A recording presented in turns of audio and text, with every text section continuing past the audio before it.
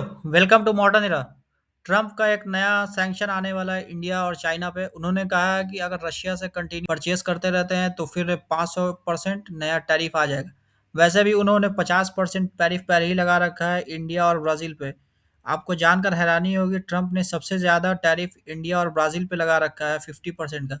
लेकिन अभी तक उसके खिलाफ हम लोग कुछ बोल भी नहीं पा रहे हैं, क्योंकि रश यूएस पे हम लोग की डिपेंडेंसी उतनी ज़्यादा है। सारी मिलिट्री इक्विपमेंट से लेके सारी चीज़ें वहाँ से आती है, वहाँ से इन्वेस्टमेंट पे भी बहुत ज़्यादा आ रही है, तो हम लोग कुछ बोल नहीं कर सकते हैं और ना कुछ कर सकते, क्योंकि ट्रम्प का क्या है, उनका टर्म खत्म होगा, फिर कोई नया प्रेसिडेंट आएगा।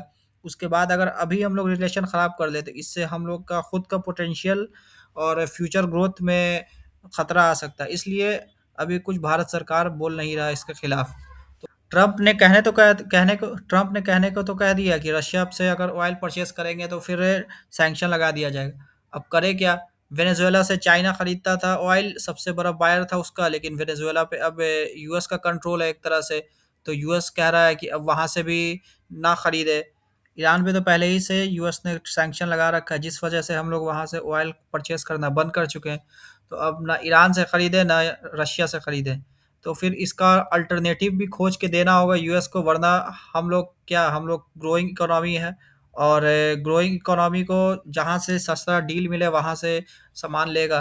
ईरान में तो वैसे भी अब पॉलिटिकल अनरेस्ट चल रहा है, लाखों की तादाद में लोग इस सड़कों पे उतरे हुए हैं, प्रोटेस्ट चल रही हैं। 27 लोगों की अब मौत हो चुकी है लगभग। तो इसका भी अब क्या फ्यूचर है, क्या डिसीजन निकलता है, अगर कुछ अपडेट आता है तो मैं आपको बताऊंगा। वेनेजुएला का ऑयल टेंशन तो ख़त्म हो सकता है, क्योंकि वहाँ पे यूएस कंट्रोल कर लेगा, लेकिन अब ईरान में पॉलिटिकल अनरेस्ट जो है उसके वजह से आगे क्या होता है वो देखना होगा।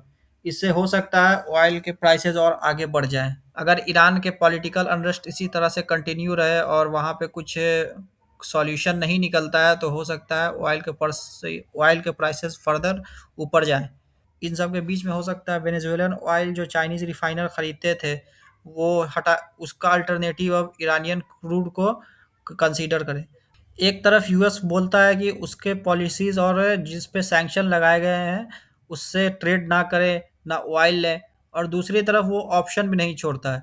इसलिए अब हो सकता है चाइनीज़ रिफाइनर वेनेजुएलन ऑयल जो खरीदते थे, अब वो आगे चल के इरानियन क्रूड को कंसीडर करें। इस पे अगर कुछ आगे अपडेट निकलता है फर्दर तो मैं आपको अपडेट करूँगा। धन्यवाद।